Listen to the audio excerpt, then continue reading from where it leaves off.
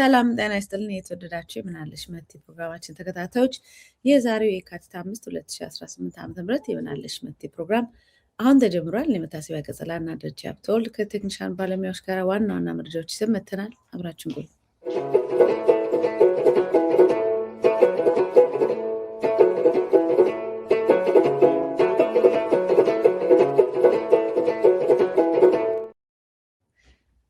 ዳሬ እንኳን ደህና መጣ። እንዴት ውለሃል? ያው ሰሞኑን እዚህ ምንም አሜሪካ ኤምኤስ ላይ በብዛት ያው ስራ ስለበዛ አንተም እንደዚሁ ስራ ስለበዛ ባለፍ አለፍ እያለ ነው ምናለሽ መቲ ላይ የመጣ ነው።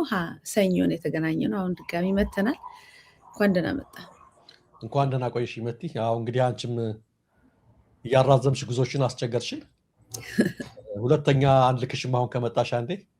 ለማንኛውም አሁን ስትመጪ እናወራለን እዚሁ እንቀጥል። ዋና ዋና ዜናዎቻችንን እንግስቲ መቼም ብዙ ነገር የተቀያየረ ነው። አዎ መቲ፣ እንግዲህ መረጃዎች አሉ። በተለይ በአማራ ክልል በጣም የሆነ ያለው ነገር እና ወደ ሰሜን ኢትዮጵያ በስፋት በእኛ ብቻ ሳይሆን በኢንተርናሽናል ሚዲያውም እየተዘገበ ያለበት ነገር ነው ያለው። እንግዲህ የአፍሪካ ህብረት ስብሰባ ተጀምሯል። መሪዎቹ ግን ገና አልመጡም። አንዳንድ መሪዎች ናቸው የመጡት። በዚህ ሁኔታ ላይ ከባድ የሆነ ለየት ያለ አውደ ውጊያ ነው እየተደረገ ያለው። በተለይ ካለፈው ሳምንት ጀምሮ አጠቃላይ ዘመቻ ፋኖችን መደምሰስና መሪዎችም በቁጥጥር ስር መዋል አለዚያም መደምሰስ በሚል መሪ ሀሳብ የተጀመረው ዘመቻ ነገሩን አጋግሎታል።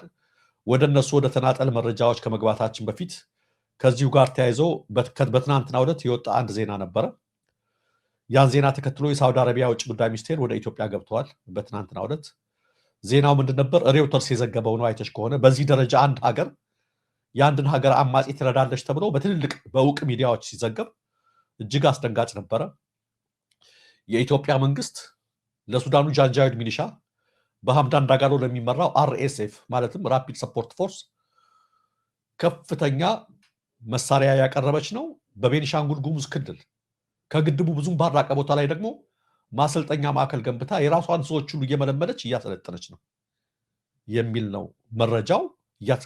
ይህን ተከትሎ ነው የሳውዲ አረቢያ ልዑካን የመጡት ወደ ኢትዮጵያ። የውጭ ጉዳይ ሚኒስትሩ በርካታ መረጃዎች እንደሚያመለክቱት ትናንት ማታ ነበር ውይይቱ የተደረገው በቤተ መንግስት። ያለ መስማማት ተለይተዋል የሚል ነው። እንግዲህ እንደምታውቂው መቲ፣ እኛ አካባቢ ላይ እየተደረገ ያለው ጦርነት ፕሮክሲ ዋር ነው፣ የውክልና ጦርነት ነው። በእነ ሳውዲ አረቢያ አሰላለፍ ታውቂያለሽ። ሱዳን፣ በዛ በኩል ኤርትራ፣ ሶማሊያ፣ ተወሰነ ክፍል ቱርክ፣ ግብፅ ያሉበት ነው። በኢትዮጵያ በኩል እንግዲህ ያለ የሚለው አረብ ኤምሬት ብቻ ነው የያዘ። የሁለቱ በተለይ ሳውዲ እና እነዚህ አረብ ኤምሬት ሽኩቻ ነው አገራት ቀጠናችን እያስተናገደ ያለው። ስለዚህ ይሄ ዜና እንደተሰማ የሳውዲ አረቢያ ልዑካን ሳይውሉ ሳያድሩ ነው የመጡት። ሳይውሉ ሳያድሩ በሪጂናል ቀጠና ሁኔታ ለመወያየት በሚል ማለት ለማስጠንቀቅ። የቱርኩ ረሲፕ ጣይብ ኤርዶጋን አሁን ይመጣሉ ከቀናት በኋላ ለተመሳሳይ ዓላማ። ውይይቱ ግን የትናንትናው ዲፕሎማቲክ ምንጮች እስከሚገርማቸው ድረስ ያለ ውይይት ነው፣ ያለ እንትን የተሳተፈው። ሩሲያ ኒውስ ከፍተኛ ውዝግብ የተደረገበት ውይይት ነው ያለው። ሌላው ቀርቶ በሀሳብ መግባባት ቀርቶ በፌሻል ኤክስፕሬሽን በአቀማመጥ በተለያየ ነገር ሁሉ እሰጥ ገባ የተደረገበት ተራ ብዙ ኮንፊውዥን የታየበት ነገር ነው ብለዋል። እሱ ብቻ አይደለም፣ በርካታ የአረብ ሚዲያዎች ይህንን ዘግበውታል። ከነሱ መካከል አንዱን እስኪ ያቅርብልን እንደውም ያለው አብረን እንድንመለከተውና እንትን እንድንለው ነው ምን ያህል እየተካረረ እንደመጣ ነው። ይሄ ደግሞ የቱርኩ ነው። አዱታቢ ዘቦይ ዩ አር ሲቲንግ ኢዝ ሼምፉል ነው ያለው።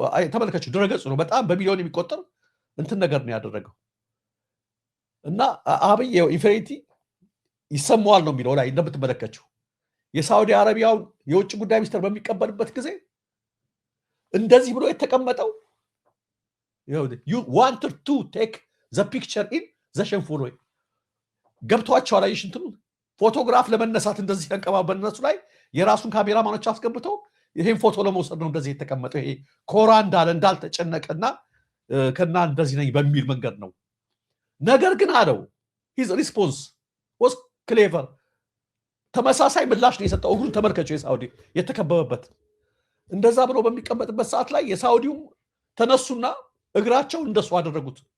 በነገራችን ላይ በአረቦች ጋር እንዲህ አይነት አቀማመጥ እንትን አይሉም፣ አይወዱም። የዚህ አይነት ሰጠው እና እንደምትመለከቱ በጣም ሪስፔክት የለው ዲፕሎማሲ በጣም ከበታችነት ስሜት የመነጨ ነው በማለት ይሄን ነገር ጽፈዋል። ይሄ እንግዲህ የቱርኩ ኡታቢዲ ነው። በጣም ታዋቂ ነው። ብዙ ሚሊዮን ተከታይ ያለው ተነባቢ ተደማጭነት ያለው ነው። ሩሲያ ኒውስ ደግሞ ሩሲያ እንግዲህ እንትን ልላለች ነው። በጣም ቅድም እንዳልኩሽ አለመግባባትና ትርምስ የነበረበት ነበረ፣ ውዝግብ የተፈጠረበት ነበር ይላል። የምታየው ሳውዲን እንዳስቆጣ ነው። ለምንድን ነው ያስቆጣው? ሌሎች እኮ ይደግፋሉ ምናምን ይባላል። ሌሎቹ ጋር አልሄዱም፣ እያስተባበሉ ነው። የኢትዮጵያ በምን ወጣ? በግልጽ ሁኔታ ላይ ወጣ። አንቺ ያለብሽን ዲፕሎማሲ ነገር የምታቃልዩና የምታሳውቂው ፎቶ በማሳየት አይደለም። ያለብሽን ዲፕሎማሲያዊ ግንኙነት የምታሳውቂው በዚህ ደረጃ ላይ ነውና የቱርኩ ራሲብ ጣይብ ኤርዶጋን በሚቀጥለው ሳምንት ሲመጡ ተመሳሳይ ምላሽ የሚያገኙ ከሆነ ወደ ከፋ ነገር ውስጥ ገብታለች የሚል ነው። ስለዚህ ምን እየሆነች ነው አካባቢያችን በዚህ ደረጃ? በተለይ በግድቡ አካባቢ ይሄ ነገር በመፈጠሩ ግብፅ የአየር ኃይሏን ጭምር ወደዛ እንድታንቀሳቀስ ረድተውታል እየተባለ ነው። አጠቃላይ በሰሜን ኢትዮጵያ ያለው ውጥረት እየተመለከትነው ነው። በአማራ ክልል ደግሞ በተለየ መልኩ ያለው ውጥረት የተከተለው ነው። እንኳንም ዘንቦብሽ እንዲያውም ጤዛ ነሽ እንደሚል እንኳን የውጭ ኃይሎች በስፋት እንደዚህ በቀጥታ ተሳትፈውበት በቀጥታ እንደዚህ ገብተውበት ቀርቶ በራሳችን በጣም ታምሰን ጫፍ ላይ ደርሰናልና ይህ ጉዳይ በጣም አሳሳቢ ደረጃ ላይ ደርሷል የሚል ነው። በዚህ ላይ አንቺን አስተያየት ከሰጠች በኋላ ወደ መረጃዎቹ እንገባለን። ሚዩት ነሽ።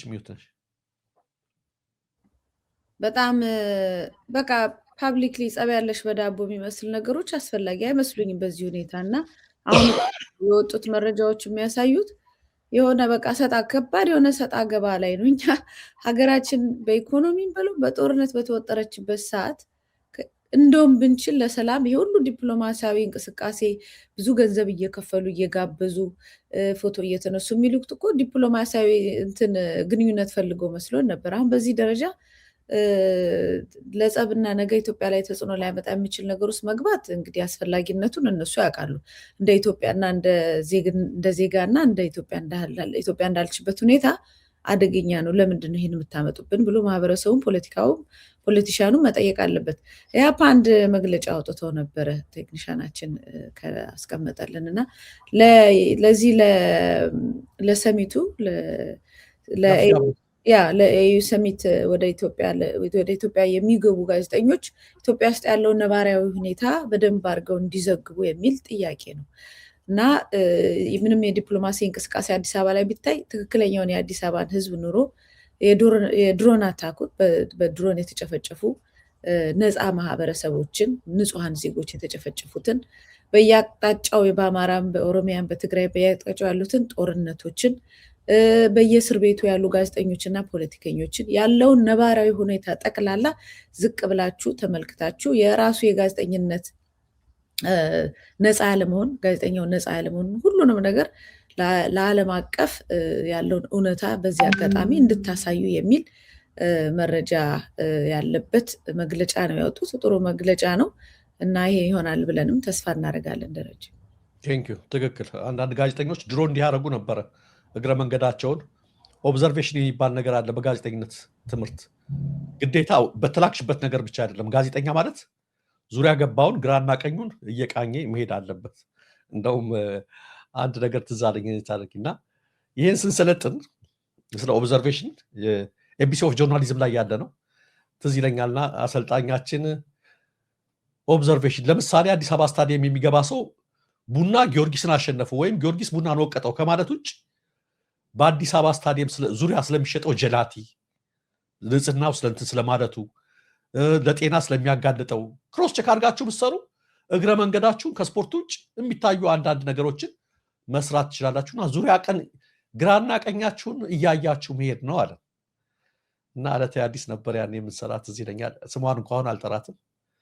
እና ልጅቱ ይሄንን ስልጠና ወስዳ ዙሪያና ቀኝ እዩት የሚለውን የወሰደችው እሷ ጥሬ ትርጉሙን ነው በቀጥታው እንደዚያው በቃና እንደዚህ ስታዩ የምታረጉትን ስሩ ስለነበር 4 ኪሎ ነው ሰፈራው እና በሚቀጥለው እኔ የዜና ክፍል ኃላፊ ነኝ እኔና እና ወደ ቢያንስ 20 ምናምን ሪፖርተር አለ እዛ ውስጥ ብዙ ሰራተኛ ነበር የተቀጠረ።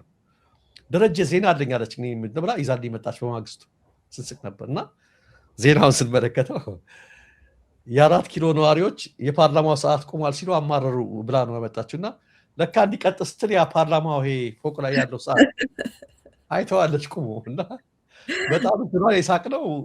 እስካሁን እስቅበት ነበር እስከ ቅርብ ጊዜ ድረስ። ስለ ጉዳዩ የተጠየቁት የጊዜያዊ ፓርላማው ጸሐፊ ኃይሉ ኪሮስ ይባሉ ነበር ስማቸው። ይሄ የኛ ችግር አይደለም፣ ዲስኮ ሰዓት ርካሽ ነው፣ ገዝተው ማየት ይችላሉ ብለው መልሰዋል ብላ ሁሉ ያታበታለች እና በቃ በዛ ሌላ ስንስቅ ነበር የከረምነው እና ስንት ብዙ ነገር አለን። እሷ ግራና ቀኝ ስትባል በሰፈሯ ስትመጣ ቀጥ ስትል ያን አየች ያን ሰራች እና ዞሮ ዞሮ እግረ መንገዳቸውን ለሰሚቱ የሚመጡ ጋዜጠኞች በተለይ የከተማዋን ኑሮ የዝቅተኛውን ማህበረሰብ እየሆነ ያለውን ነገር ቢዘግቡ እንደ ቀደም ባሉት አንዳንድ ጋዜጠኞች ያደርጉት እንደነበረው ትልቅ ስራ ነው፣ የተጠሩበት ሙያ ነው። ይሄን የሚያደርጋሉ ብለን እንጠብቃለን። ኢህአፓም ጥሩ መግለጫ ነው ያወጣው። ቀደም ብዬ በነገርኩሽ መረጃ ላይ አንዳንድ መልስ ለመስጠት ተሞክሮ ነበረ። ማሰልጠኛ ማዕከሉን በተመለከተ የገነባው ብልጽግና አይደለም፣ ቤኒሻንጉል አጠገብ ያለውን ማሰልጠኛ ማዕከሉ የተገነባው በመለስ ዜናዊ ጊዜ ነው የሚል መልስ ሰጥተዋል አንዳንዶቹ። ለምን ተብሎ ለደህንነት ለግድቡ ተብሎ የተገነባ ነው አለ። መገንባቱን እንኳን አይደለም አሁን ችግሩ እኮ ማሰልጠኛ ብዙ ቦታ ሊገነባ ይችላል። የትም ቦታ ብዙ ቦታም አለ። አሁን የመጣባችሁ ጥያቄ ለምን ተገነባ አይደለም። አርኤስኤፍን እያሰለጠናችሁ ነው፣ አስገብታችሁ ወታደር እየመለመላችሁ ነው፣ መሳሪያ እያቀበላችሁ ነው ለሚለው ጥያቄ ማሰልጠኛው የተገነባው በመለስ ጊዜ ነው የሚለው ነገር አይሄድም። ለማደናበር የመጣ መልስ ነው። እንደምን አደራችሁ ተልባ እየዘራን ነው እንደማለት ነው። ወይም ከአሳ ስጋና ከፍየል ስጋና ከበግ ስጋ ማን ይጣፍጣል ሲባል የአሳ ስጋ ያምለጨልጫል እንዳለው ሰው ሆነ። ያ ጥያቄውን በደንብ ተናገር። ወታደር እያሰለጠናችሁ መሳሪያ እያቀባበላችሁ ነው። ይሄ ነው እኮ። ስለዚህ በማናቸውም ጊዜ በኃይለ ሥላሴም ጊዜ ሊገነባ ይችላል። እሱ አይደለም ችግሩ። ኢትዮጵያ ውስጥ ብዙ ማሰልጠኛ ሞልቶ ሄደ እንዴ? ከዴዴሳ ከብር ሸለቆ ጀምሮ ብዙ ማሰልጠኛዎች አሉ። ቤኒሻንጉል ውስጥ መኖሩም አይገርመንም እኮ ይኑር። ዋናው ድንበር መስመር አልፋችሁ የሰው ሉዓላዊነትን በሚጥስ ሁኔታ ለምን በዚህ ውስጥ ገባችሁ ነው። አንዳንዶች ደግሞ ማህበረሰብ ደግሞ መጠየቅ ያለበት ለውክልና ጦርነት ሱዳንንም ለማፈራረስ እነ ኤሚሬት ያመጡትን አጀንዳ ኢትዮጵያ እንዴት የዛ ተወካይ ልትሆን ትችላለች? በታሪክም በስነ ምግባርም እጅግ በጣም የሚያስጠይቃት ነገር ነው። ምንም ሱዳን ጋራ ችግር ቢኖርም እንዴት ነው አሁን ኤሚሬትን ተከትሎ ሱዳንን የማፍረስ ስራ ላይ እኛ ተጽዕኖ ፈጣሪ ልንሆን የምንችለው? በጣም አደገኛ እኮ ነው፣ ለነጋችንም መጥፎ ነው። አንድ የብልጽግና ሲያሉትን ደግሞ ልንገርሽ። ከዚህ ውጭ መመለስ ጊዜ ካሉት በሰሜኑ ጦርነት ጊዜ አንድ አውሮፕላን በሱዳን ገባ ሲባል የተመታ ታስታውሻለሽ? ሲል ያንን እሷ ቁማ የአብይን መንገድ እንዲያደርጉ ነው። ከዛ በኋላ እሱ በዲፕሎማሲ ነገር ተስተካክሏል ተብሎ አልቡርሃን ጋር አዲስ አበባ ላይ ስንት ጊዜ አይተናቸው የለ እንዴ? ያ እንኳ ችግር ቢፈጠርና ሱዳን እንኳ በልጎ አመለካከት ከሌላት ይህ አይደለም እርምጃው መሆን ያለበት። ሱዳን ላይ የሚነድ እሳት እኛን አይምረንም። እንኳን ሱዳን ሌላም ቦታ ላይ የሚነድ እሳት አይምረንም። ይህ አልነበረም መንገዱ። ስለዚህ ምን አለ? በቃ ሱዳን ወያኔ ጋር ናት፣ አንፈልጋትም አለኝ አንዱ። ኦኬ ምን እንደሚፈጠር እናንተ ታውቁታላችሁ። በሳውዲ አረቢያ ተጀምሯል። ነገ ጧት ቱርክ ትቀጥላለች፣ ድሮን አቅራቢዋ። ዞሮ ዞሮ የውክልና ጦርነት ነው ያልሽው፣ የሚያስማማን ሁኔታ ይሆናል። የሰጣችሁት መልስ ግን ትክክል አይደለም የሚለውንም እናስምርበት ነው። ይህን ካልን ዘንዳ መቲ ወደ አማራ ክልሉ ስንገባ በዋነኝነት የውጭ ሚዲያዎችም እየዘገቡት የሚገኙት ተባብሶ የቀጠለ የድሮን ጥቃት የሚል ነው። በተለይ በትናንትናው ዕለትና ከትናንት በስቲያ በነበረው አውደ ውጊያ ደቡብ ጎንደር ነበር ፈራርሷል የተባለው መዋቅር ታውቂያለሽ። እነ ማስረሻ ሰጤ እጃቸውን ሰጡ ከተባለ በኋላ ደቡብ ጎንደር ሙሉ በሙሉ መሳሪያውን አስረከበ፣ ነፃ ወጣ ከፋኖች ከጽንፈኞች የሚል መረጃ ነበር። ዘሪቨርስ ነው። ደቡብ ጎንደር ካሉት 20 ወረዳዎች 18ቱ ሙሉ በሙሉ ነፃ ወጥተዋል። ሁለቱ ናቸው አሁን ኃይለኛ፣ ይሄ ወረታና የቀረችው የደብረ ታቦር አካባቢ ያለ እነሱ ናቸው። አገዛዙ በጎንደር ከተማ ብቻ ተወስኖ ቀረ። ተመልከች እንግዲህ እንዴ! እኔ እኮ የገረመኝ እነ ማስረሻ ሰጤ ያወሩት ያ ሁሉ በሚዲያ ሲለፈፍ የነበረውን ራሳቸው መከላከያው ሲነዛው የነበረው ፕሮፓጋንዳ ይኸው ስናይፐራቸውን ይዘው ዲሽቃቸውን ይዘው እያሉ ሲያሳዩ ነበሩ። ዛሬ የዛን አሰልጥፍ ዲሽቃ ተመልሶ ገባ። በጣም በሚገርም ሁኔታ መቲ። ይሄን ተከትሎ ምንድነው ከትናንት ጀምሮ እየተሰራ ያለው ነገር? የድሮን ጥቃት ነው። እኔ እንኳ ሳይቻቸዋለሁ ቪዲዮዎችን። መኖሪያ ቤቶች እየነደዱ እየጨሱ በደብረ ታቦር ትናንት የተፈጸመው የድሮን ጥቃት ኢትዮጵያ ውስጥ ሌላ ቦታ ተፈጽሞ አያውቅም። በሰሜኑም ጦርነት ጊዜ በትግራዩ አልተፈጸመም የዛ አይነት። እኔ ጧት የሰራሁት እንደውም 12 ዙር የድሮን ጥቃት ተፈጸመ ብዬ ነበረ። አሁን ከስፍራው እንደሚደርሰኝ መረጃ ተሳስተሃል ነው የሚል 18 ዙር ነው 12 ዙር አይደለም የሚል መረጃ ማስተካከያ ማረሚያ ሁሉ መጥቶልኛል። በድሮን ደብረታቦር ከተማ ደግሞ እኮ እነሱም ቢያገኟቸው በጣም መልካም ነው እኮ እንዳለ የሲቪል ተቋማትና የመኖሪያ ሰፈሮች ነደዋል። እዛ ብቻ አይደለም፣ ጎንደር ብቻ አይደለም። ዋናው ይሄ ዘመቻ ያነጣጠረው መትዬ እንደምታውቂው ሸዋ ላይ ነበር መጀመሪያ ሲነሳ። አንዳንድ ሰዎች እስከ 70 ሺህ አድርሰውታል። ሸዋ ብቻ የገባው ጦር ሪፐብሊካን ጋርድ አልቀረም፣ የአየር ወለድ ኮማንዶ ክፍለ ጦር አልቀረም። በብዙ መቶዎች ተሽከርካሪ ባየር ኃይል እንኳን ገብቷል። ባየር ኃይሉ ገብቷል። ወታደሩ አልቀረም። ከኦሮሚዮ አስተዳደር ዞን ከሚሴ ከአማራ ክልል ያሉት ልዩ ኃይሎች ወደ 5 እነሱ አልቀሩም። ጠቅላላ ሁሉ ነው አፍኖ። መሪዎቹ ደግሞ ማን ናቸው? አድማ ብተናና ሚሊሻ ናቸው።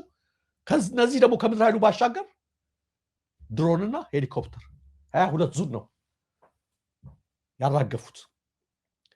ተፈራ ማሞ ጀነራል ተፈራ ማሞን እነ መከታው ማሞን እነ እስክንድርን ከፍተኛ አመራሮችም እና አበበ ሙላቱ ምናምን እነሱን በመያዝ እጅ ካልሰጡ መደምሰስ የሚል ነው። በእርግጠኝነት ይሄ ውጊያ እየተካሄደ ያለው ገብቶኛል። የተጠናከረ ዘመቻ ብለው ሲያደርጉ እንግዲህ እዛ አካባቢ የነበሩት ታውቂያለሽ እነ ማስረሻና ሂደዋል፣ እዛ እጅ ሰጥተዋል። እቅዱን ሁሉ ነገር የሚሰጧቸው አቅጣጫውን ቦታውን ሁሉ የሚመሯቸው እነሱ በነገሯቸው መሰረት ነው። አርፎ አይሽ ልክ እነሱ ሲሄዱ ይሄን ነገር ያጠኑና ጀመሩት። ግን እነዛ ሞኞች አይደሉም። አይፋኑ ኃይሎች በወታደር የበሉ ናቸው። ገና እነሱ መክዳት ሲጀምሩ ስትራቴጂካቸው ይለውጣሉ፣ እንትናቸው ቦታቸውን፣ መልክዓ ምድራቸውን፣ አሰራራቸውን። ይኸውልሽ ከገባው አንድ ሳምንት ሙሉ ኢንተርኔት ጠፍቶ መብራት ተቆርጦ ስልክ ተቆርጦ አንድ ሳምንት ነው የፈጀው። አንድ አመራር አይደለም፣ አንድ ምንም ነገር የለም። ቅድም እንዳልኩሽ የደረሱ ምስሎች አሉ። ሲቪል መንደሮችን እና ተቋማትን ከማውደም በስተቀር በድሮ በተለይ በይፋት አውራጃ ይልሻል። በይፋት በጣም ከፍተኛ ጭፍጨፋ ነው የተፈጸመው። አርሶ አደሮች ምኖቹ ንጹሃን ሁሉ ለምን ሊያገኟቸው አልቻሉም? የገባ ሁሉ ይደመሳል ተብሎ ምን ቀረ? እዛው ቀረ። እንደውም አሁን ተፈራ ማሞን ማግኘት ስላልቻሉ አዲስ አበባ ተመልሰው ተፈራ ነጋሽ እንዳያስሩት ያሉ ሰዎች የለም፣ ምንም ነገር የለም፣ አልተገኘም። በጣም የሚገርም ነገር ነው እየሆነ ያለውና ግራ ተጋብተዋልና ከፍተኛ ጥፋት አለ። ቅድም ግን ሲናገሩ መግለጫቸው ላይ የገረመኝ የተፈጸመችው ጥፋት በቀንና በቦታ በሰዓት ሳይቀር እየመዘገብን ነው ብሎ ዋጋ የሚከፈልበት ጊዜ ርቆ አይደለም ብሏል። እና በጣም በሸዋ በተለይ በይፋት ላይ ከደብረ ታቦርና ከጎንደሩ ያልተናነሰ ነገር ነው የተፈጠረው። ሌላው ህይወት ባይተካም እያንዳንዱን ነገር በቀንም በጽሁፍም በቪዲዮም በድምጽም በደንብ ተቀርጾ መቀመጥ አለበት። የፍትህ ቀን የፍርድ ቀን መቼም ይመጣል እና ይህንን ሁሉ ጭፍጨፋ በህዝብ ላይ ያደረገ መንግስት እና አመራር አገዛዝ ነፃ ሊወጣ አይችልም። ይህንን በጣም በጥንቃቄ ማህበረሰቡ ነዋሪው ራሱ ማድረግ አለበት። ይህንን መያዝ አለበት። ትክክል። ይሄ እነሱም ያሉት ነው። ይሄ መቅረት የሌለበት ነው። ነገ ጠዋት ነው እንዳንቺ እንዳልሽው የፍትህ ፀሐይ የሚወጣበት። ሌላው ይህን ተከትሎ በተለይ በደብረ ታቦር ላይ አሳይመንት ተሰጥቷል። በትናንትናው ዕለት የተሰጠው አሳይመንት ምንድነው? ከተማዋን የፋኖ አነዳ አቃጥሏት ምናሏት የሚል ነው። ሆን ተብሎ በቃ ከጫፍ እስከ ጫፍ ማለት ነው። በተለይ እነዚህ ሲያስኮበድሉ ፋኖዎችን አስከዳን እያሉ አብይ ገብረው የነበሩ አንዳንድ የዛ አካባቢ ሰዎች ሀዘን ተቀምጠዋል። ሀዘን እንዳስጥለው እየየ ብለዋል። የእነሱን ስም ማጥፋት ነው። በየበለ ይኸው ገደሉ እንትና እንኳ መጥቶ በዚህ ደረጃ አልሆነም። ዛሬ ፋኖች ሲገቡ ከተማዋን አጠፉ፣ እንደዚህ አደረጉ እያሉ ለቅሶ ተቀምጠዋል። በዋነኝነት ከብዙ ቦታ ሰምቻለሁ። በጋይንት በተለያዩ በተጠቀሱት ቦታዎች ህዝባዊ ስብሰባ ተደርጓል። በብዙ ቦታዎች ላይ የመጀመሪያው ስብሰባው ላይ በቪዲዮ ነው ያሳየሁት። ዋናው ትኩረታችን ለህዝቡ ነው የተነገረው። ንብረቶችንና ተቋማትን ጠብቁ እያሉ እየተናገሩ ያሉት ንብረቶችንና ተቋማትን ጠብቁ። ፋኖን ከፖለቲካ ውጭ ለማድረግ ይኸው እንዲህ አይነት ኃይሎች ናቸው የራሳቸውን የሚያጠፉ እያሉ የአብይ የብልጽግና እንትን ለቃሚዎች እያበዱ ነው። አንዳንዶቹ በጣም በሚያስደነግጥ ሁኔታ ተመስገን ጥሩነህና ረጋያ ከበደም ለፍርድ ይቅረቡ እያሉ ነው። በጣም የክብረ አባል የሚባሉት በእነሱ ደካማ አመራር ነው ይላሉ። ዋናውን ደካማ አመራር ሸሽገው ማለት ነው። ይሄ ሁሉ ከምን የመጣ ነው? ከሽንፈት የመነጨ ነው። ነገር ግን ህዝቡ እየተናገረ ነው፣ እየጠበቁ ነው። በጣም የሚገርምሽ በጣም በርካታዎች እጃቸውን እየሰጡ ነው። ከሚሊሻውም ከአድማ በተናውም ከየቦታው በቪዲዮ ይወጣል። ነገ ከነገ ወዲያ የኢንተርኔት ግንኙነቱ በጣም ሲሻሻል ሁሉም ይወጣል። በብዛት ነው። አንዳንድ ቪዲዮዎች የደረሱኝ ትናንት ማሳይቻቸዋለሁ። እንጀራ ፈትፍተው እያበሏቸው ለምርኮኞቹ ፈትፍተው እንጀራ በሄዱበት ቦታ በአግባቡ ነው የምንይዛችሁ፣ ይሄን እድል ግን ተጠቀሙ፣ ተመልከቱ። ከየከተሞቹ ለቀው በሚወጡበት ሰዓት ላይ ይዘዋቸው አልሄዱም፣ ጥለዋችሁ ነው የወጡት እያሉ ይሄን ሁሉ ቅስቀሳ እያደረጉ ነው የሚገኙት። በነገራችን ላይ መቲ ቅድም ወደ 18 19 ከተማዎች ከደቡብ ጎንደር ነፃ ወጥተዋል ብዬ ነግሬሽ ነበረ። ለመዘርዘር ያህል እንዲሁ ደብረታቦር መሀከል አካባቢ ነው ተኩስ ያለው፣ ገሚሱ እንደተያዘ ነው። እብናት፣ አደንበር፣ ስማዳ፣ እስቴ፣ አንዳቤት፣ ንፋስ መውጫ ጋይንት፣ አርብ ገበያ፣ ሐሙሲት፣ ደጎማ፣ አርባያ፣ ስላሬ፣ ሚካኤል ደብር፣ ማሰሮ ደንብ፣ ሰዴ ሙጃ፣ ማህደረ ማርያም፣ ገላውዲዮስ፣ ልጫና ጢስ አባይ ከ28 ኪሎ ሜትር ነች ጢስ አባይ ከባህር ዳር የምትገኙ። እነዚህ ሁሉ ነገሩም ይልማና ዴንሳ አሁንም ይደርሰኛል። ብዙ ቦታዎች እየተያዙ ያሉበት ሁኔታ ላይ ነው ያለው። እንደነገርኩሽ በጣም የተመካበት ነገር ድሮኖች ናቸው። ድሮኖች እየፈጸሙት ያለው ነገር ደግሞ እንደነገርኩሽ ነው። ቅድም እነሱም ስለገባቸው ከባለፈው ትምህርት ስለወሰዱ በሰልፍ አይሄዱም፣ በሚመች ሁኔታ አይሆኑም፣ ሊያገኟቸው አልቻሉ። በፈለጉበት ቦታ ከተሞችን የማፍረስ እንደውም የኢትዮጵያ የእርስ በርስም አይመስልም። የውጭ ኃይል ከተማዋን እንደሚመታት ነገር ነው። ድሮኖች የሚወድቁበትን ቦታ ሲነግሩሽ በቃ ተቋማት ላይ እንደፈለገ ይፍረስ የሚል ነገር ነው። እና አጠቃላይ በዚህ ሁኔታ ላይ ነው ያሉት። እኛም በዚሁ አጋጣሚ የምናሳስበው ሰብአዊ መብት አያያዙ ከዚህ ጋር ተያይዞ የምንሰማው ጥሩ ነው፣ መልካም ነው። በምንም አይነት ተአምር ወደ በቀል እርምጃ፣ ወደ ንዴት እርምጃ መገባት የለበትም። ደብረታቦር ላይ ማረሚያ ቤቱን ተቆጣጥረው በመቶዎች የሚቆጠሩ እስረኞችን አስለቅቀዋል። በጣም ጥሩ ነው።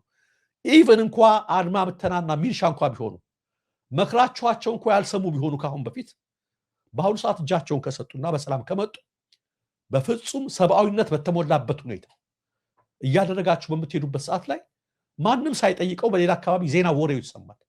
ሌሎችም ወደ እናንተ ነው የሚመጡት። ስለዚህ አሁንም የምናሳስበው የምንመክረው መልእክት የምናስተላልፈው በእንደዚህ አይነት ሂደት ውስጥ ግርግር ለሌባና ለቀጣፊ ይመቻል ነው።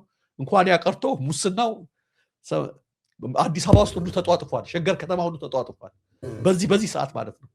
ስለዚህ በዚህ ጊዜ ላይ ብዙ ነገሮች ሊፈጸሙ ስለሚችሉ በተቻለ መጠን ዲሲፕሊን እጃቸውን የሰጡትን እንደተናገራችሁት በወታደራዊ ስነ ምግባር በአግባቡ ሰብአዊ መብታቸውን በጠበቀ መልኩ መያዛችሁን መቀጠል አለባቸው።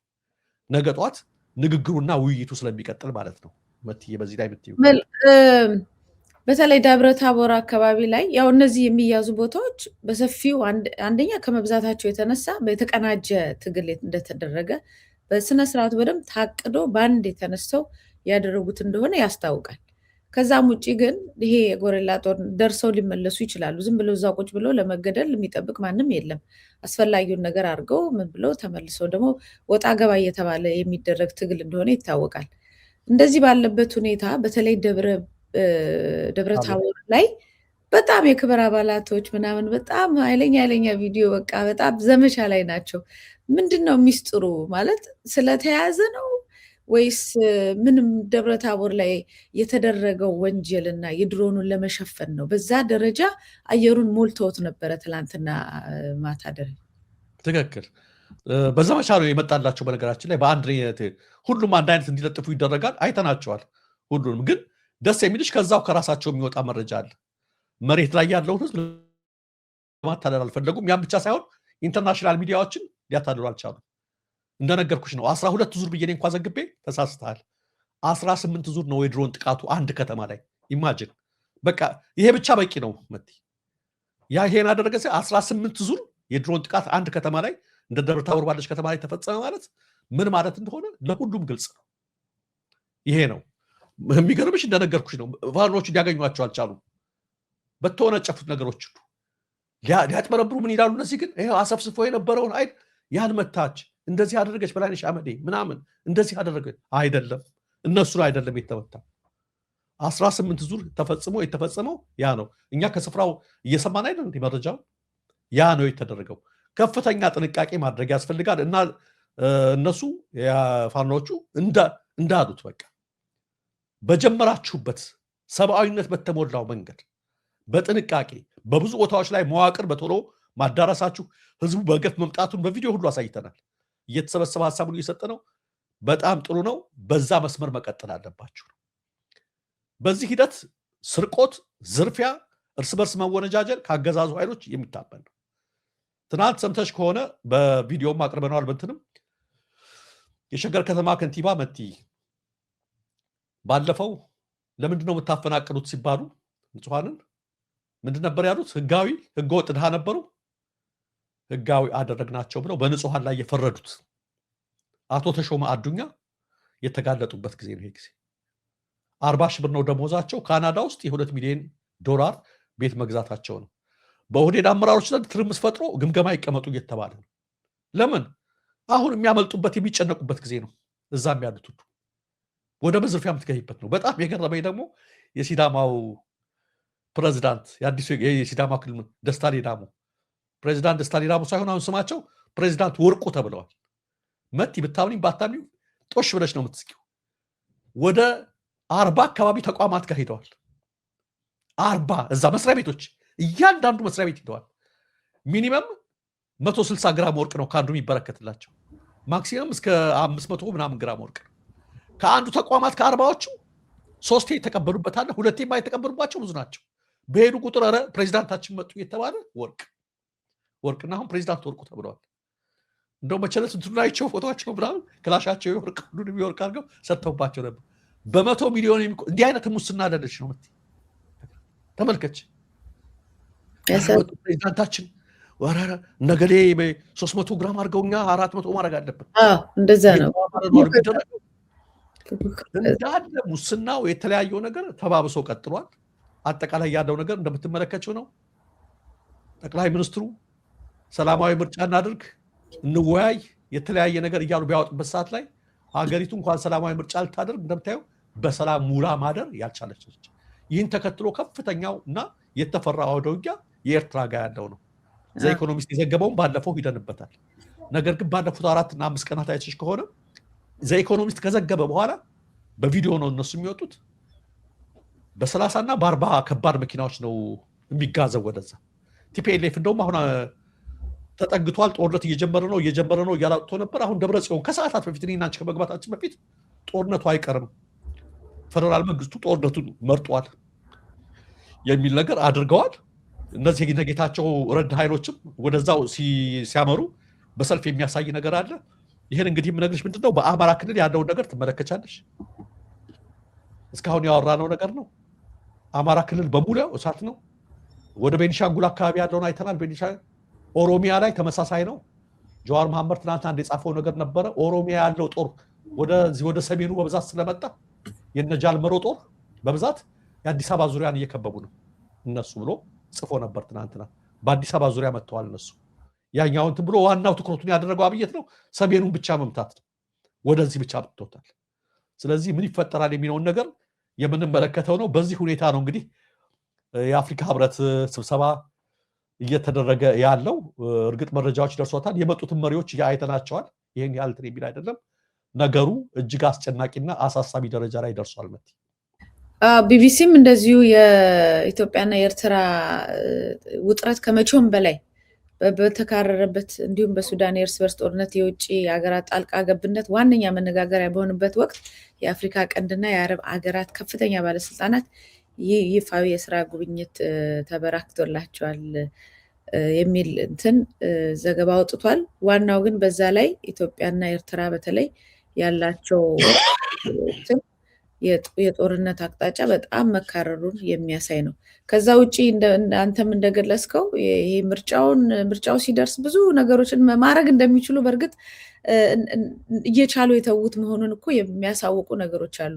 ምርጫ ቦርድ ራሱ ሳይቀር የምርጫ ጣቢያዎችን አረንጓዴና ቢጫና ቀይ አድርገን እንትን ብለናል፣ ሰይመናል ይላል። አሁን እንደገና ምርጫው ስለመጣ ይሄ አብዛኛውን ማህበረሰብ የመባባያ ፍትህ አለ ለማስባል አንዳንድ ነገሮችን በፊት ለፊት ማድረግ፣ ህዝቡ የጠየቃቸውን በሶሻል ሚዲያ ጫና የፈጠረባቸውን ነገር ወዲያው ማድረግ፣ ይህንን እስከዛሬ ስንል ስንጮ ጠቅላላ መልሶ ሲሰድቡን ቆይተው ልክ ምርጫው ሲደርስ ድንገት ጥሩ መንግስት መሆን እንዴት እንደሚችሉ ሲያሳዩን ለካ እየቻሉ ንቀውን ነበር። ለካ አውቀው ነው የሚያደርጉት። ለካ ስለማይፈልጉና ማህበረሰቡ እንዲንገላታ ፈልገው ነው እስከዛሬ የማያደርጉት የሚለውን ምላሽ ነው የሚሰጠው። በእነሱ ቤት ግን የኢትዮጵያን ሕዝብ ሾርት ሜሞሪ ነው ያለው ብሎ ድንገት ለማባበል አንዳንድ ነገሮችን ቀየር ማድረግ በየሚዲያው መጥቶ የህግ የበላይነት ፖሊሶች ሌላ ላይ ድብደባ ሲያደርጉ እናስራለን ብዙ ነገር እንግዲህ ገድለውም ያውቃሉ።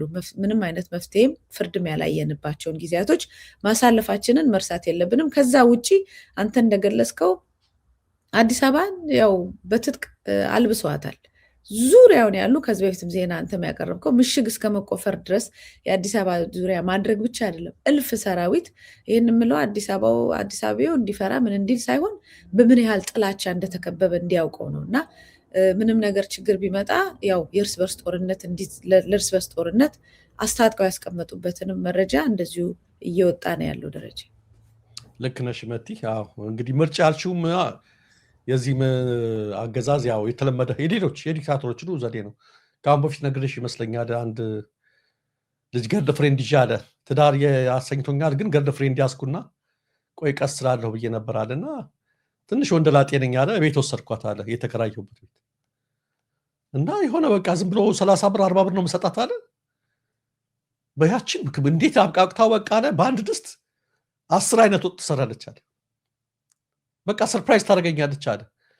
ደረስ ብዬ ስመጣ አለ አልጋው በዚህ የነበረውን በዚህ እንትኑ መቀመጫው በዚህ የነበረውን በዚህ ቀለምና አርጋ ቤቱን አዲስ። ወይኔ ለካ ተበድዬ ኖር ያለው ትዳር ለካ መያዝ ከዛሬ ነበረብኝ ብዬ በቃ ምንም ነገር አላልኩም አለና በቃ ወዲያው ተጋባናል። ከተጋቡ ከ3 ከ4 ወር በኋላ አንድ እንትን ላይ ሲሄድ አንድ ሲያስተምር የእምነት አስተማሪ በነገ ዕለት ችግሮቻችሁን በሙሉ ይዛችሁ ነው ይላል ሰውየው። በእኔ ፊት እንደዋለሁኝ፣ በእግዚአብሔር ስም እንደዋለሁኝ አሉብን የምትሉትን ችግሮች ሁሉን ጥያቄያችሁን ሁሉ ይዛችሁ ፊቴ ነው ይላል ሰባኪው። እና እሱ ሰምቷል። እና በሚቀጥለው ቀን ሁሉም ሌላ ተለያየ ሲያመጣ እሱ ባለቤቱን በሳፋ ተሸክሞ መጣ። እንዴ ባለፈው ትዳር መያዝ አለብኝ ብለህ እንደዛ ቀንታ አልነበረ ወይ ሲባል ለካ ያ ከትዳር በፊት የነበረችው ነገር ምንድን ነች አለ የምርጫ ቅስቀሳ ናት። የምርጫ ቅስቀሳ ነው። ብዙ ማለት በቃ ምሳስል ሰርተህ ብላ እንዲያልጥልኝ ራስህ እጠብ መባል የጀመርኩት ገና 1 ወር ሳይከርም ነውና እንደዚህ ናቸው እንትኖች። እንደዚህ አይነት አገዛዞች ምርጫ ደረሰ በሚባልበት ጊዜ ሰሞኑን የተጻፈ አይቻለሁ ፕራይም ሚኒስትሩ ኦፊስ ላይ እንትን ላይ ገጽ ላይ በአረንጓዴና ቢጫ ቀዩ ሰንደቃችን ምናምን የሚል አይቻለሁ። ይቺ ለምን እንደሆነች ይገባናል። እና የኢትዮጵያ ሕዝብ አውቆታል። ያኔ በሰሜኑ ጦርነት ጊዜ አረንጓዴ ቢጫ ቀዩን እያለቀሱ ወታደሮች ምናምን በቲቪ እያስተላለፉ ህዝቡን የቀሰቀሳችሁበት እናውቃለን። ነገር ግን ጦርነቱ ቆመ በተባለ ማግስት ነበረ የእናቶችን ነጠላ መቅደድ የጀመራችሁት። አረንጓዴ ቢጫ ቀይ የእናቶች ነጠላ በከነጠላ ላይ ያቃጠላችሁት ገፋችሁ። ይሄን ሁሉ ተመልክተነዋልና እንዲህ አይነት የማጭበርበር ነገር ተራ ነገር መስራት እጅግ ጸያፍ ነው። የኢትዮጵያ ሕዝብ ደግሞ ጠንቅቆ ያውቃል። አሁን ስለ ምርጫውኛ ግድ የሚሰጠን ነገር የለም። ምንም ግድ የሚሰጠን ነገር የለም። እነ ዶክተር ደሳለኝ ያሉትን ነገር ነው። በቃ ምንም ትርጉም ላይ የሌለው ነገር ምን ያደርግልናል? ትተነዋል ተብሏል። ስለ ምርጫ የሚያወራ የለም። ከምርጫ አልፎ በአሁኑ ሰዓት ላይ መቲ እንደምታውቂው ከፍተኛ ትንቅንቅ እየተደረገ ያለው በምን እንደሆነ ሁላችንም የምናውቀው ነገር ነው። ምርጫ ቢኖር ኖሮ ጠቅላይ ሚኒስትሩ መቸለት ምናል እባካችሁ ያሉብን ችግሮች በሙሉ በመነጋገር መፍታት እናዳብራሉ። እነ ክርስቲያን ታደለ ኢሚዩኒቲያቸው ሳይነሳ ታስረው፣ እነ ዮሐንስ ቦያለው፣ እነ ታየ ደንዳ ስንቶቹ እዛ ተቀምጠው በውይይት እንፍታ ሲባል ምንድን ነው የሚባለው? ሃይፖክራሲ ነው። ምን ይባላል? ስንት ንጹሐን እነ ገነት አስማማው እነ ሌሎቹ እነ መሰረት መስከረም አበራ ምንም ነገር በቃ እነ ጎበዜ ሲሳይ ዘገባችሁ ተናገራችሁ ተብሎ በሄደበት ሁኔታ ላይ እንደው ለምንድን ነው ትጥቅ ትግል የምትመርጡት ይላሉ። እንዴ ትጥቅ ትግል እኮ የመረጠው መንግስት እኮ ነው። በታፈነ ቁጥር እንደዚህ አይነት ነገር ይመጣል። መለስ ዜናዊ ያሉት እኮ ነው። ግድግዳውና ጣሪያው የታፈነበት ቤቱና ጣሪያው መስኮቱ የተዘጋበት በግድግዳው ጥርምሱ ይወጣል። አይቻልም። ራስህ አፍነህ ለምን ትጥቅ ትግል ተደረገ ትላለህ እንዴ? ራስህ አፍነህ የሰላም ሰባኪ ነኝ ትላለህ እንዴ? በሰላማዊ መንገድ የሚታቆሙት የፓርላማ አባላትን ህዝብ የመረጣቸውን በሺህ የሚቆጠር ህዝብ የመረጣቸውን በመናገራቸው ምክንያት ክቡር ጠቅላይ ሚኒስትር እባክዎ ስልጣኑን ይልቀቁ የሚል ጥያቄ በማንሳታቸው ምክንያት አንዳንዴማ ተራ ነገር በመናገራቸው ምክንያት የሽብርተኝነት ክስ አስረህ እያሰቃየ እያስለቀስ እባካችሁ በሰላማዊ መንገድ ታገሉ አይሰማም። በጣም በጣም በጣም የሚያሳዝን ነገር ነው። ስለዚህ ኢትዮጵያ ውስጥ እየተቀጣጠለ ላለው እየተደረገ ላለው ነገር ማን ነው እያቀጣጠለ ያለው? አገዛዙን። እኛ ከመጣን ጀምሮ አንድም ነገር እንደዚህ አይሆንም፣ በሰላማዊ መንገድ እንቀጥላለን፣ ስንት የተገባው ቃል ኪዳን ሁሉ በአፍጢሙ ነው የተደፋው። ስለዚህ አጠቃላይ ያለው ነገር ይሄ ነው። ነገ ጧት በምን እንደሚደመደም ደግሞ ይህንን ለመናገር የነብይነት ቅባት አያስፈልግም። እንዲሁ መንገዱ ራሱ የሚያሳይ ነገር ነው መቲ ለማለት ነው። መልካም ደሬ፣ አመሰግናለሁ። በዚሁ እንፈጽም፣ ሰዓታችን ገድቦናል። አመሰግናለሁ መቲ። ቻውሽ። መልካም አድማጭ ተመልካቾቻችን ስትከታተሉት የቆያችሁት የዛሬው ምን አለሽ መቲ ዋና ዋና መረጃዎችን ያቀረብንበት መረጃ ነው። የመታሰቢያ ቀጸላና ደረጃ ሀብቶል ከቴክኒሻን ባለሙያው ጋር በዚሁ ፈጽምን። ዳግም እስከምንገናኝ ሰላም አሉ።